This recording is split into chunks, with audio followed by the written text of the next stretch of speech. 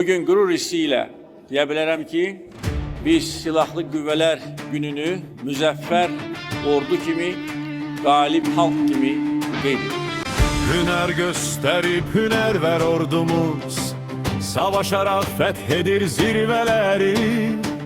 Galiptir daim müzeffer ordumuz, korku bilmez Azerbaycan askeri. Marş ileri, Allah size yar olsun cesaretli. Azerbaycan ordusu dövüşlerde, vuran kolun var olsun ey kudretli. Azerbaycan ordusu.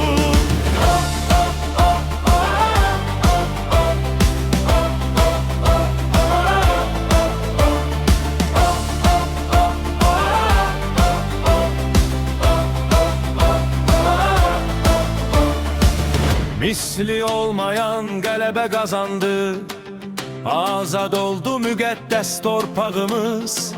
İftiharla, gürurla dalgalandı Han kendinde üç renkli bayrağımız. Marş ileri, Allah size yar olsun cesaretli. Azerbaycan ordusu dövüşlerde, vuran kolun var olsun ey kudretli. Azerbaycan ordusu.